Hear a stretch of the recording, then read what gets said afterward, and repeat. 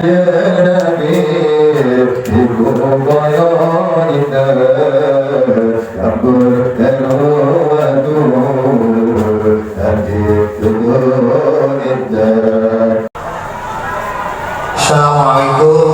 warahmatullahi wabarakatuh. Hitungane beliau cerita kan umur panjang ya. Gua tahu kayak dengan gua iso nekane tahu kayak dengan tahu ke selawat. Muga-muga dari Allah Subhanahu wa taala. Amin. Iki langsung ya. Langsung Gus Miftah, monggo.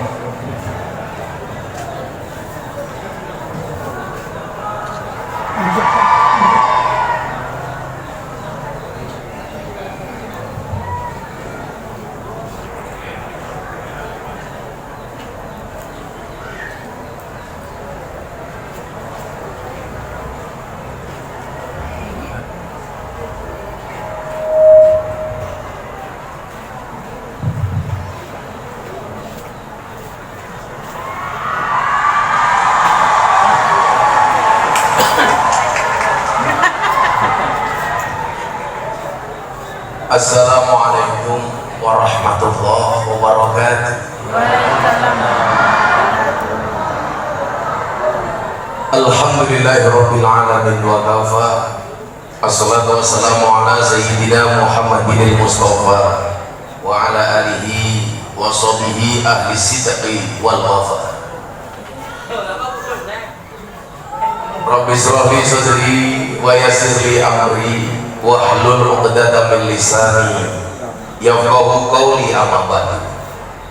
Hadratal mukarramin, para masyayikh, para kiai, para habaib, alim ulama, tokoh agama, tokoh masyarakat, wabil khusus Sohibul Mahad Gus Ma'ruf, Gus Nafi,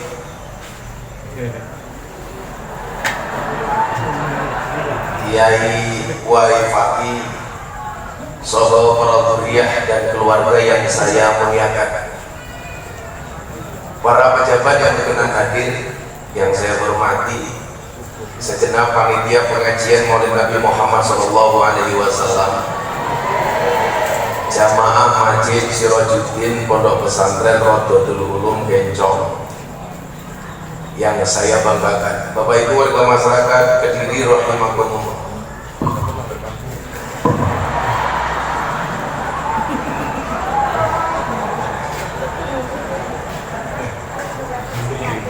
Ada gajah makan sepatu. Gus Miftah datang dengan membawa cinta. Makan roti, minumnya susu. Hai orang Kediri, I love you. Alhamdulillahirabbil alamin. Malam hari ini saya sowan dengan terpaksa karena diculik sama Gus Nafi. Beliau ini salah seorang tukang suwuk saya. Tunggu ya. Gus Nafi ini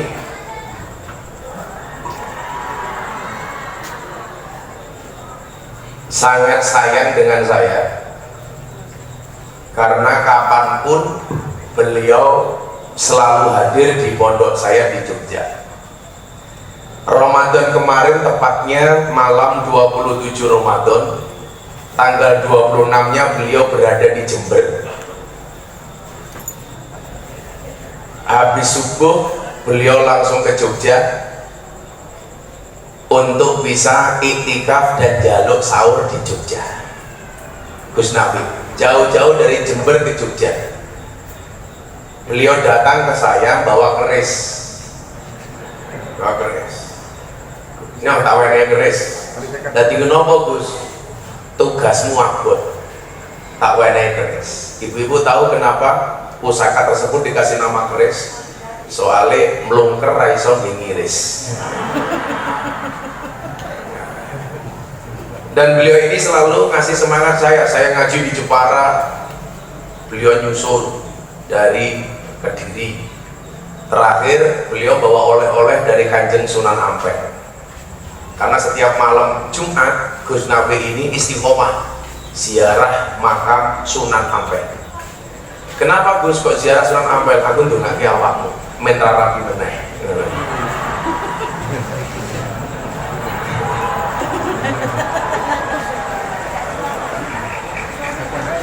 Karena sebenarnya saya itu tidak ada niat pengen menikah lagi, tapi yang menggoda terlalu banyak.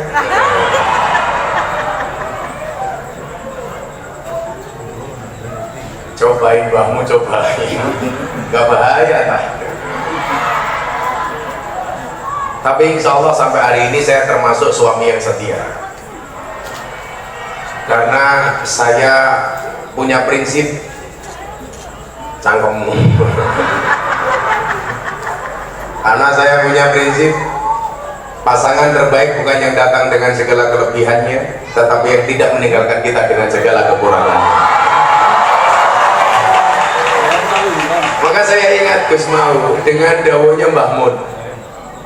Mbah Mun itu mengatakan begini, kok ana wong lanang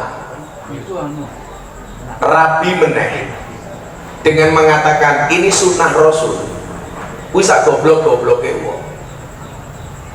Bahwa menikah lagi dalam Islam itu boleh, iya.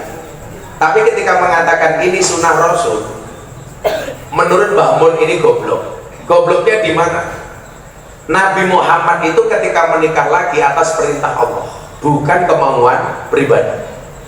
Sementara kalau saya, Gus Mahu, kok nikah lagi, itu bukan perintah dari Allah, pasti karena keinginan pribadi. Loh lara nafsu reso ngaceng yuk kok nafsu lah iya. Yuk kudu duwe nafsu kok. Nah, ayo macam-macam. Maksud saya apa? Hari ini saya melihat kadang-kadang orang dengan gampangnya ketika sesuatu itu dianggap menyenangkan, loh pelatih gaji apa nih lagu ya.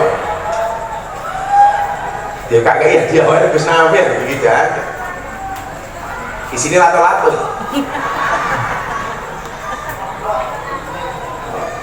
Oh kan buka ya tak buka.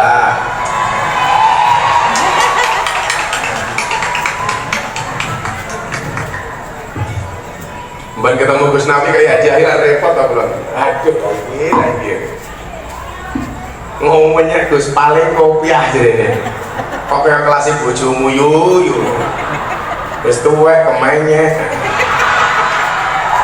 santet meteng. Kira-kira apa hadiah Gus Nabi untuk saya?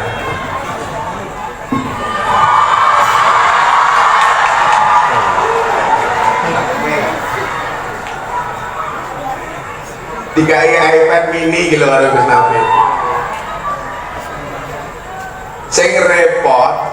Sing repot wa idza huyitum bitaqiyatin fahyu. Aku kudu balas sing luwih apik.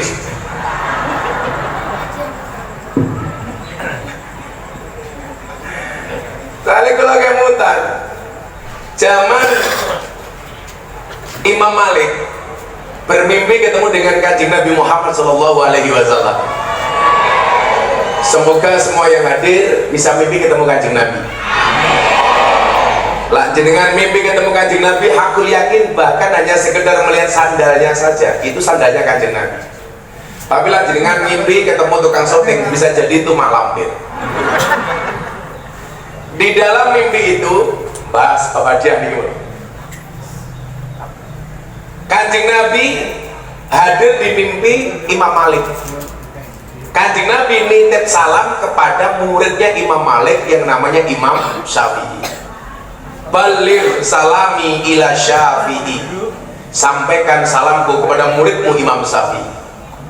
Coba adik-adik santri ya, hubungan yang ideal kiai dan santri itu seperti Imam Malik dan Imam Syafi'i, saling mengisi karena apa? Karena mahabbah, karena cinta.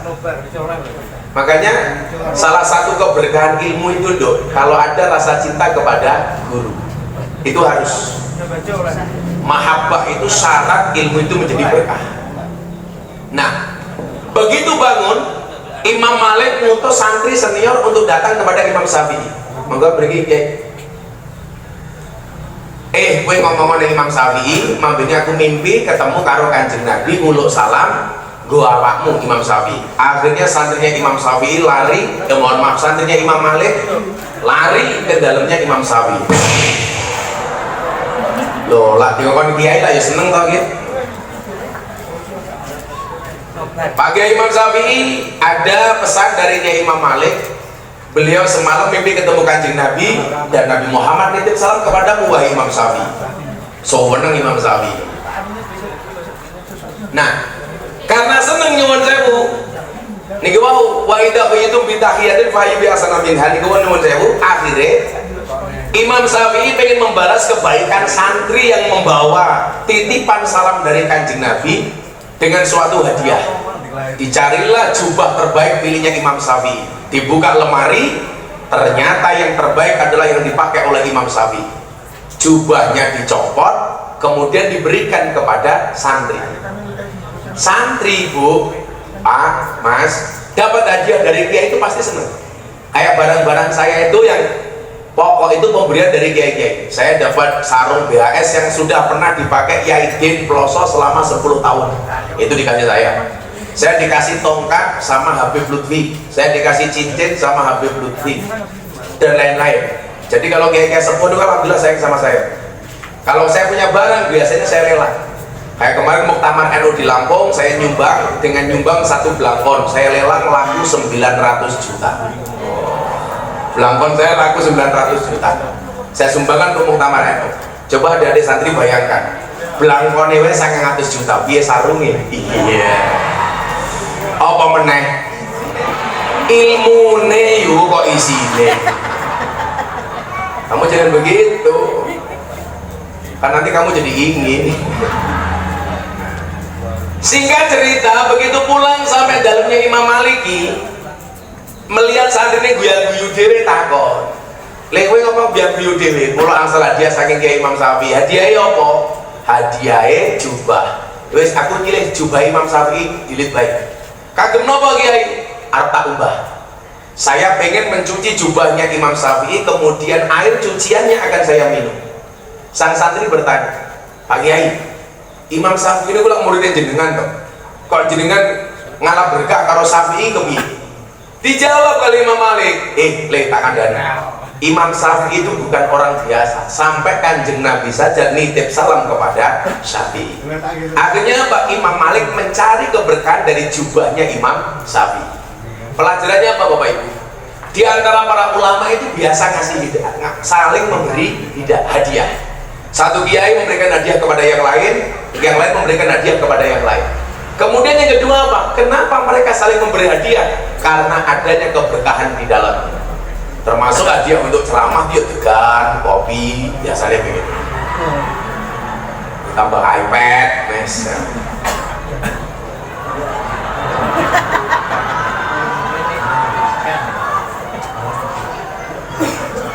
Lah rumah samu mau kayak sendek, pun kerok-kerok degan diri biar. Masa ngaji orang ngomongin lah.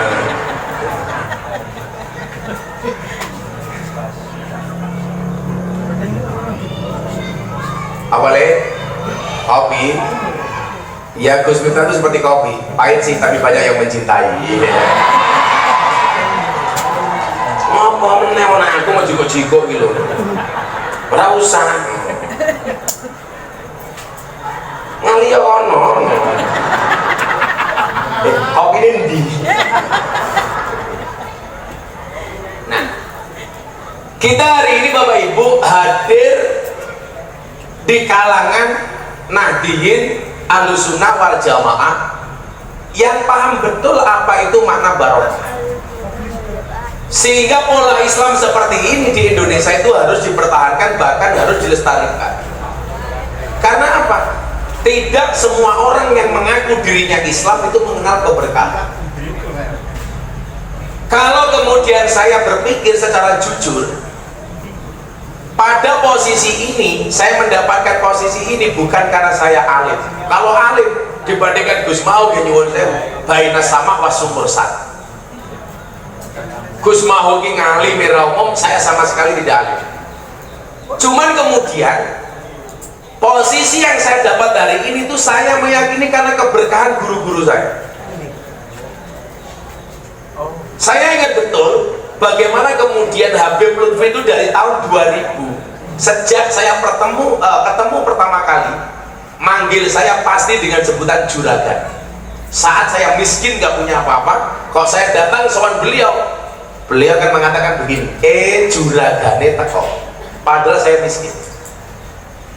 Setiap kali saya sowan, kapanpun, dimanapun, bahkan beliau di atas panggung petinggi Gus Marwan, kalau saya sowan terlambat, langsung beliau bilang begini, juragane teko. Habib Lutfi itu, juragane teko. Saya waktu itu mikir, aku ki kere kuadrat, kok Habib Lutfi manggil saya juragan. Walaupun kalau dilihat sejarahnya, mbah saya itu kaya 7 turunan. Persoalannya saya keturunan nomor 9.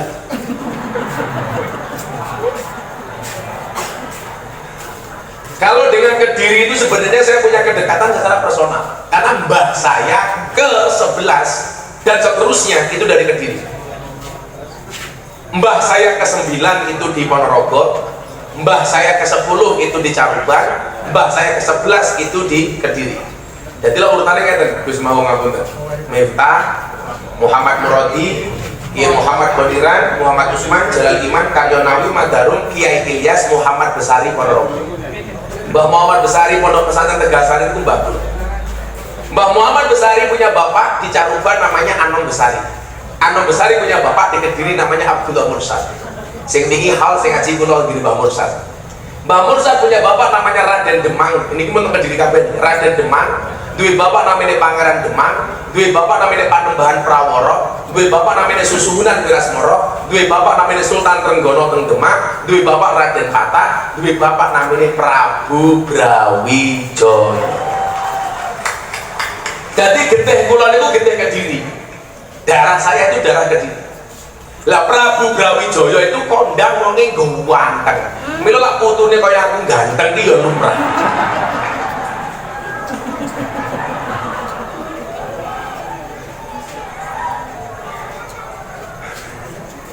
Lah diurut saking Mbah Prabu Brawijaya saya keturunan ke-18. Jadi nyuwun sewu lah, yang saya maksud bukan itu. Lah kula niku sing ngomong nasab. Soalnya mbah kula niku wong top, santri top. Mbah Muhammad Besari duwe putu namanya Hasan Besari. Mbah Hasan Besari niku duwe murid nyuwun sewu. Ronggo Warsito. Niku pujangga Keraton Solo. Nama aslinya Bagus Burhan. Duwe murid Cokro Aminoto, duwe murid Antowiryo. Adik-adik tahu siapa nama komplit Antowiryo? Nama komplitnya adalah Kiai Haji Bendoro Raden Mas Abdul Hamid Antowiryo Mustahar Heru Cokro, Senopati ing Ngalogo, Sayyidi Panatogomo, Amirul Mukmin Khalifatullah Tanah Jawa, Pahlawan Goa Selarong, Pangeran Diponegoro.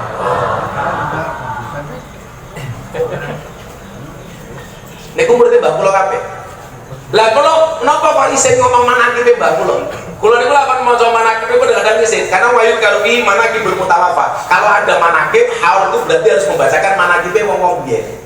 Lah mbahku ki wong top-top. Mbah-mbahku muridé wong hebat-hebat. Lah sementara kula dhewe murid mung begengget, lonte, purel, lah isih.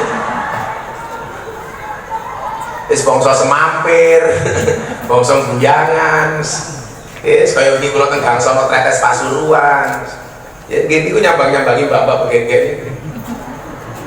Lah Ramadan iki lho mbak-mbak begengget teng Gangsono mboten purun mulih. Akhire trawahe teng Gangsono. Ning bar trawahe yo kerja meneh. Tak takoni payuran do alhamdulillah bah laris. Lah kok iso nggih berkah Ramadan. Lho nyatane sing gelem ngopeni ngoten iki namung kula kuat mergo digodhongake karo Gus Nafi. Kalau niku kan ada prinsip, kenapa itu harus saya ambil? Kullu syai'in idza kasura rahusa ilal adab. Segala sesuatu kalau jumlahnya banyak pasti murah, kecuali adab. Milo adik-adik ini kalau pengen mahal gampang. Satu, jadilah yang sedikit, atau jadilah orang yang berakhlak, beradab banyak, tinggi. Mesti larang. Kiai ini oke.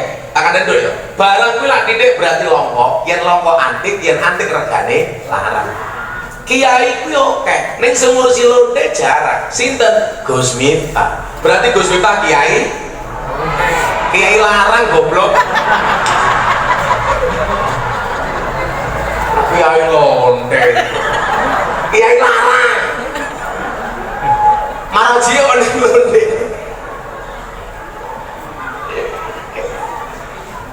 Kiai larang. Selalu ada Nabi Muhammad. Jadi nyuwun sewu, pola Islam yang dihadirkan oleh Nahdlatul Ulama itu ya seperti ini, Islam yang ramah. Karena kita diperintahkan untuk menjadi umat yang wasatiyah. Wa kadzalika ja'alnakum ummatan wasatah. Al-Baqarah 143. Bahwa Islam hadir itu menjadi solusi bukan problem. Maka pola beragama orang Islam itu seharusnya happy. Kenapa? Karena agama hadir sebagai solusi. Islam itu kan hanya hadir dengan dua hal. Ini loh, malah bajuli kameramen itu loh, mungkin rondong sih. Malah menghai-hai, wis tua senengane berondong. Ya Allah. Apa warna sih lagi pasangin Mbak ya? Langsung bawa-bawa sering ngarep break itu sekolah kipasi. Iya. Emangnya aku cowok apa?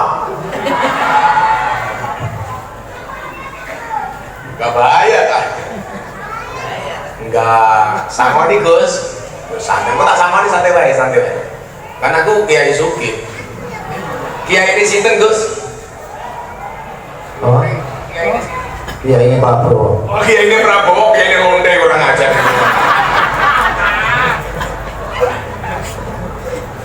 Repot Pak. Mbok yo sing ngarepe santri-santri sing ayo tuwek-tuwek iki lho Jan. Wis tuwek jilbabe pink. Aku zizi.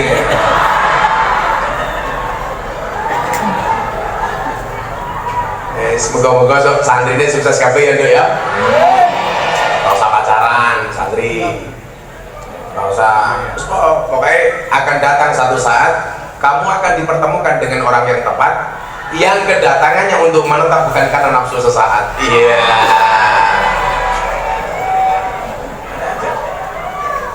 Takkan dari itu ya, santri-santri ya, takkan dari lelaki yang menangis karena wanita mungkin benar dia mencintai. Tapi ingat, lelaki yang menangis karena dosa dia adalah imam terbaik untukmu.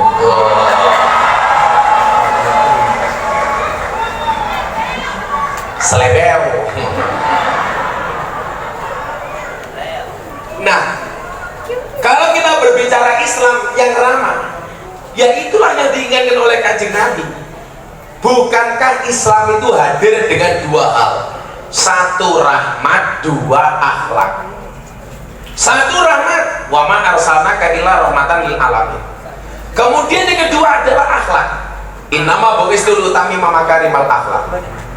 Akhir tahun kemarin Pak, saya itu jalan-jalan ke Eropa. Saya itu kebetulan banyak banget undangan dari luar negeri. Termasuk bulan depan saya dapat undangan dari Republik Rakyat Cina. Tapi kalau betul sakit mangkat. Wingi kalau baru pulang dari Hong Kong, sebelumnya dari Taiwan. Saya dapat banyak undangan dari Eropa. Bahkan dulu setelah saya ceramah di gereja, saya dapat undangan ceramah dari mana? Wali kota Los Angeles, Amerika Serikat. Kalau saya mengatakan begini, itu bukan kebanggaan saya secara pribadi, tapi saya bangga sebagai orang Nahdlatul Ulama. Ketika saya jalan-jalan di Eropa itu nyuwun saya, kotanya bersih, macam-macam. Di sana saya melihat Islam walaupun saya tidak melihat orang Islam. Artinya apa? Orang Islamnya sedikit tapi ada nilai-nilai Islam yang ada di sana. Di Eropa itu ada akhlak tapi nggak ada rahmat. Makanya nyuwun sewu, akhlak wis kaya wong Islam, an-nadhafatu minal iman. Kayak di Belanda itu nyuwun sewu, kotanya bersih, jalannya bersih. Gak ada Islam, mohon maaf, gak ada orang Islam atau orang Islamnya sangat sedikit, tetapi ada nilai-nilai Islam. Lah di Indonesia ini sangat sulit saat ini nyuwun sewu. Di sini saya melihat rahmat tapi kurang akhlak. buktinya apa? Orang Islamnya banyak tapi kemudian nilai-nilai Islamnya tidak tampak. Disitulah pentingnya Islam Ahlussunnah wal Jamaah hadir sebagai sebuah solusi, bukan sebagai sebuah problem. Saya ngaji di Bali, selesai ngaji saya main ke Pantai Kuta. Di situ banyak sumur, susu dijemur. Mau nganggo bikini tok, rezeki mbahmu rezeki. Itulah alasan kenapa kemana-mana saya selalu menggunakan kacamata hitam, bukan untuk menjaga pandangan, supaya kalau mata saya mendelik tidak kelihatan. Boy,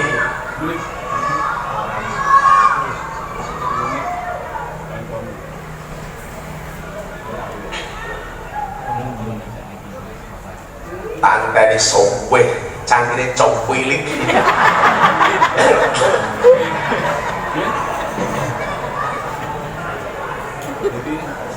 Betul, awet ya.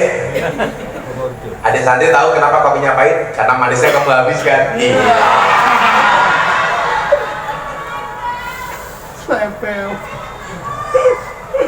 Yura cedak-cedak bro, aku masuk angin. Sentor kirahiku. Mas, Kang, di kayak mau tahlil loh, la ilaha illallah, malah sentor gitu.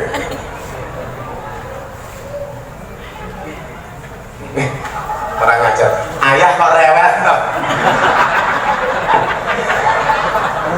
Kapan gue ganti mamaku? Gus, aku wedi ngaji kene Gus. Iki aku mulai semeteng loh iki aku. Cangkeme lho. Ayah kok rewel.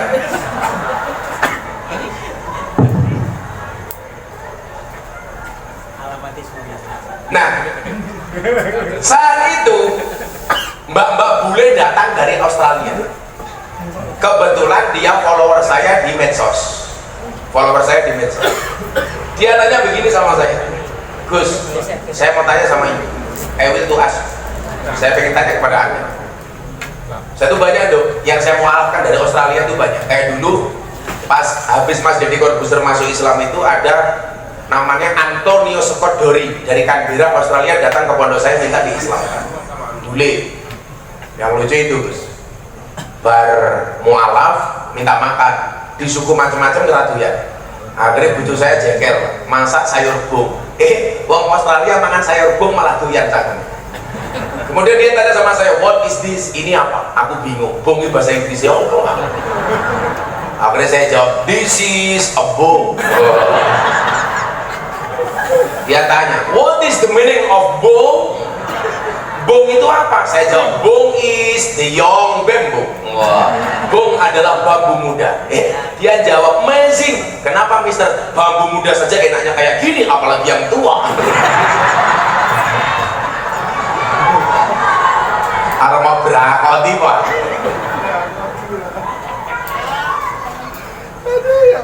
Nah, pertanyaan bule dari Australia ini apa?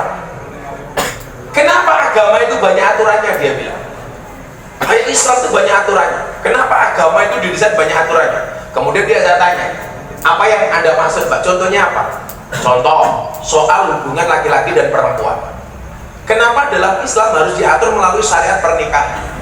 Beda kami orang Australia itu kalau seneng ya seneng saja. Kami datang ke sini sama partner saya cukup kumpul kebo. Hati-hati, Bapak Kediri jangan sampai terjadi kumpul kebo. Karena kalau sampai punya anak namanya gudel. Loh, anak kebal sedikit gudel kok. Sama, kalau ada adik santri dikasih uang, ada sisa, jangan dicelengin dong, tapi ditabung. Kenapa? Karena ada bayi tabung, nggak ada bayi celeng, ya. Ini menurut saya, dia bilang, ini merepotkan. Agama kok malah merepotkan. Kalau seneng ya seneng saja, kumpul-kumpul saja. Perempuan disuruh pakai jilbab, macam-macam. Ini bagi kami merepotkan. Lah, pertanyaan dia adalah, kenapa agama itu didesain banyak aturannya? Saat itu saya jawab, Bapak Ibu, saya jawab begini, Mbak, Kenapa agama itu banyak aturannya? Karena manusia banyak maunya. Makanya kemauan-kemauan itu harus diatur oleh agama. Makanya dalam bahasa Sanskerta, agama itu dari A dan gama. A itu tidak, gama itu berantakan. Makanya orang beragama hidupnya tidak boleh berantakan. Kenapa? Karena diatur oleh norma dan syariat. Itulah pentingnya ngaji adik-adik santri. Kenapa kamu harus ngaji? Supaya tahu norma. Sehingga hidup kita ini penuh dengan aturan. Nah, orang hari ini mulai banyak menggugat tentang aturan-aturan agama. Kenapa? Karena dianggap tidak rasional, tidak masuk akal. Contoh, kenapa perlakuan antara laki-laki dan perempuan beda dalam Islam? Contoh soal aurat.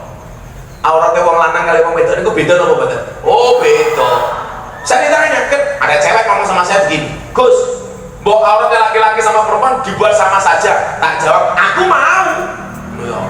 Ayo, lah auratnya wong lanang karo wedok padha, Pak. Kan emang nggih. Le, auratnya wong lanang niku bahasa pundi mawon? Bainas surrati warubati, antara dengkul lan wudel. Jadi nyuwun sewu wong lanang iki mangkat pengajian nganggo sarung tok, ora usah nganggo baju, sah. Salat Jumat ora usah nganggo baju, waton dengkule karo udele ketutup, sah. Tapi persoalannya adalah innallaha jamilun wa yuhibbul jamal.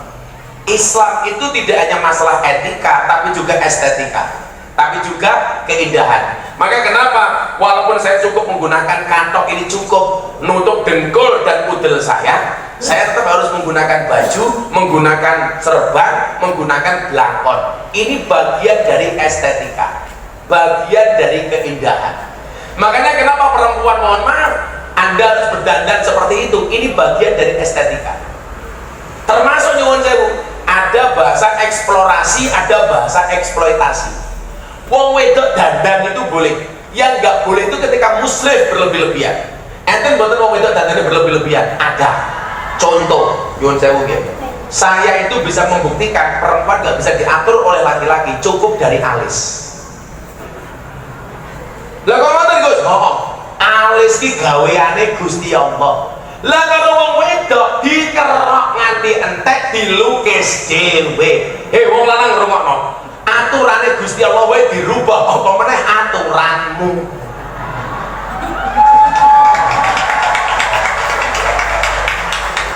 Kilo delok lebih-lebih iki lho, alis sing nganti kaya galengan iki lho ya Allah.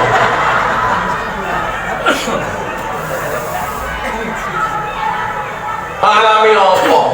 Aku duwe kanca sama Duro, bojone alise kaya celurit tak kandhani. Bu, laki-laki sama perempuan tuh bohongnya banyak mana?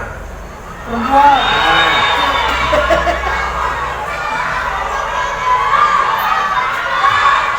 Saya ganti wong lanang. Wong lanang kalau itu ngapus ini kata pundi?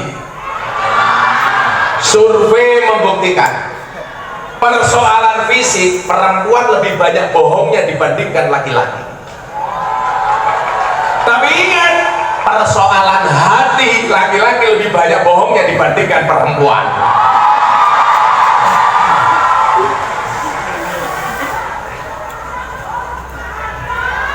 Masuk?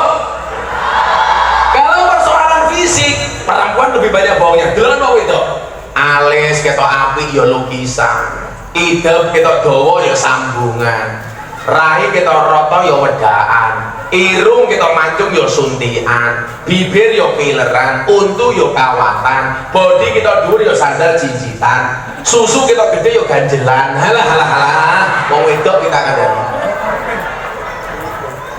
ngono gaweane bengak-bengok, wong lanang tukang ngapusi, sing ngapusi iki raimu iki lho tak kandhani. Kok geting aku. Tapi soal hati wong lanang kok ngapusi tinimbang wong wedok. Niki survei ilmiah nggih. Apa bedanya laki-laki sama perempuan? Kenapa perempuan itu tidak punya hak menceraikan? Kita nggak ngomong fikih nih, tapi kita ngomong soal logika, soal ilmiah nih. Kan wong wedok niku rasa megat Pak nggih. Rasa. Wong wedok ada orang masalah kategori rupamu. Bukan itu problemnya. Kowe ngelak kekrek lho binimu.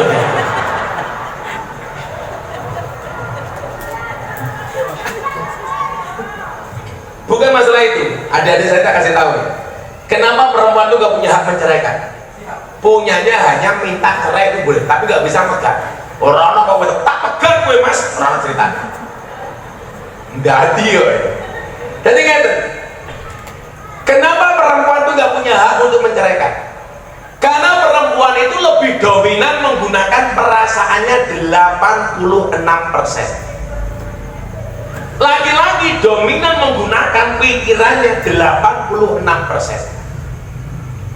Perempuan menggunakan perasaannya itu sebesar 86%. Karena perempuan menggunakan perasaan, maka perempuan itu gampang baperan. Apa dok? Bojone ijoke galon. Dari kelone ngeloni galon ngono kowe. Nah, maka perempuan itu banyak main perasaan. Kenapa dia banyak menangis? Karena dominan menggunakan perasaan. Kalau perempuan diperbolehkan untuk megang, waduh bahaya pak. Karena menggunakan perasaan, makanya gue mikir, pegang ya pegang, waton hatinya gelo pegang. Maka perempuan itu susah direm ketika marah. Lawong lanang nyuwun saya pas pengajian nesu karo bojone, mikir, aku lak nesu ning kene didelok wong akeh ora pantes, nesune ning omah. Lawang wedok iki lho, pengajian ya iso merengut, ning pinggir dalan ya iso merengut. Soalnya apa? Dominan menggunakan perasaan. Wong lanang nyuwun sewu, dominan menggunakan pikiran. Itulah sebabnya kenapa orang gila di pinggir jalan kuwi rata-rata lanang. Loh, nyuwun sewu, saiki delokan kira-kira wong edan ning dalan kira-kira sing lanang apa wedok? Lanang. Soalnya kakean mikir entel tak ada gitu.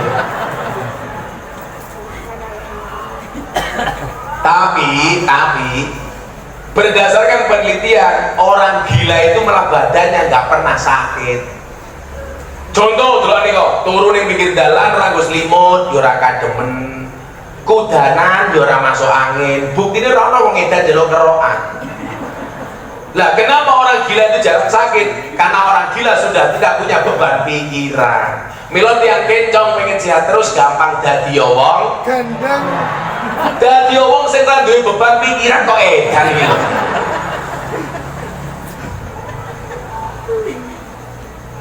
Sini men ra edan kowe tak hibur, tak gawake bintang tamu.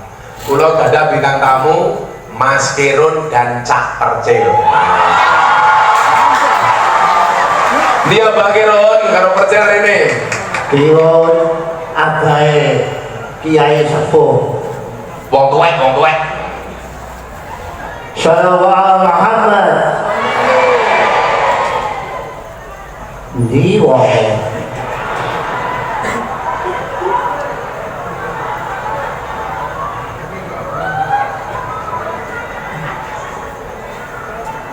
Jadi niki perjanjiane Abah Kirun karo Cak Percil munggah kula mulih nggih.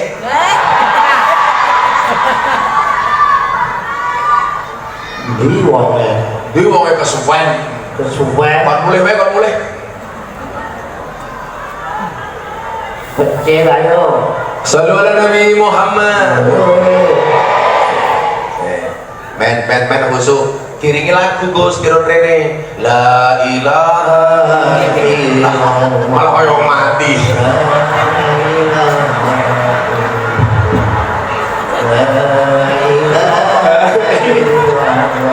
Muhammadur Rasulullah. La ilaha illallah. La ilaha illallah. La ilaha illallah. Muhammadur Rasulullah. Innalillahi wa inna Abah katuran bah. Landi anak lanang di bawah.